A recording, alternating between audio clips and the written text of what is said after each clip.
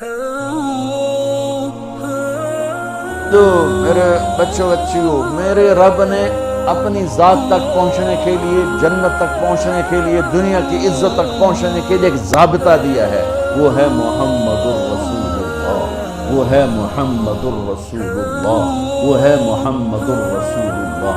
اور اللہ نے اپنے محبوب کی زندگی پوری زندگی ہمیں بتا دی، ہمارے سامنے پیش کر دی۔ میرے اللہ نے اپنے حبیب کی ہر ادا کو محفوظ کیا۔ جب آپ غمگین ہوتے تھے، ہمیں اگر نہ پتا ہو تو ہمیں کیا فرق پڑتا ہے، لیکن میرے نبی جب غمگین ہوتے تھے یوں بیٹھتے تھے، داڑھی ہاتھ میں اور سر جھکا ہوا، آنکھیں بند، یہ آپ کے غمگین ہونے کی نشانی تھی۔ جب آپ خوش ہوتے تھے تو یہاں سے نور نکلتا تھا، پہلے نکلتا تھا اور زیادہ نکلتا تھا۔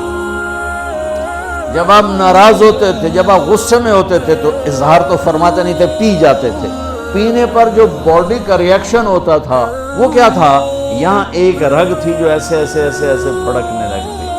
آپ سب سے کہتا ہوں، غصے کو پینا سیکھو، چپ رہنا سیکھو۔ خاص طور پر ان بچیوں سے کہتا ہوں، ہمارا سسرالی معاشرہ بہت ظالم ہے، بہت ظالم ہے، بہت ظالم، چاہے وہ دیندار لوگ ہوں چاہے دنیا دار لوگ ہوں۔ اس لیے چونکہ ہمارا جوائنٹ فیملی سسٹم ہے، یہ بہت پسندیدہ تھا اور اب بھی ہو سکتا ہے اگر ایک دوسرے کے مقام کا پتہ ہو، ایک دوسرے کے مرتبے کا پتہ ہو، لیکن اب ٹانگ اڑانا ہی ہماری معاشرت بن چکا ہے، تو زندگی اجیرن ہے۔ ایک لڑکا لڑکی زندگی شروع کریں تو ایک کے مسائل ہیں اور اس کے مسائل ہیں تو بڑی جلدی حل ہو جائیں گے، لیکن جوائنٹ فیملی سسٹم میں وہ جاتی ہے بچی، خامند کے مسائل الگ، ساس کے الگ، سسر کے الگ، نندوں کے الگ، دیور کے الگ، بھابھی کے اور اس کے مامیوں کے الگ، چاچیوں کے الگ، دادیوں کے الگ، نانیوں کے الگ، ہکو سس سے کافی ہے مسائل واسطے، تو باقی رشتے اتنے زیادہ ہیں کہ وہ مصیبت کھڑی کر دیتے ہیں۔ میرے رب کی شریعت پڑھو۔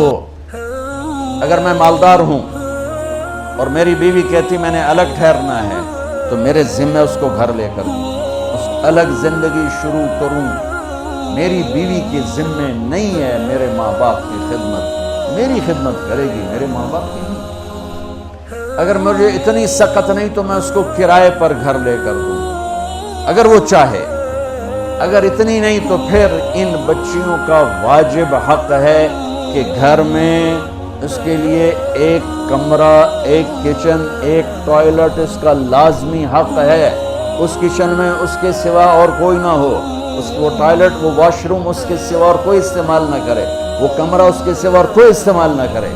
اگر اس کی بھی ہمت نہیں ہے کہ کسی کی بچی کو تھوڑا الگ وہ لا کر دے دیتے، بتا ہے ویکھو وہ تسبیح پڑھے تے روزے رکھے، شادی نہ کرے۔ کسی کی بیٹی کو برباد کرنا، ذلیل کرنا، یہ آج کا جوائنٹ فیملی سسٹم بن چکا ہے۔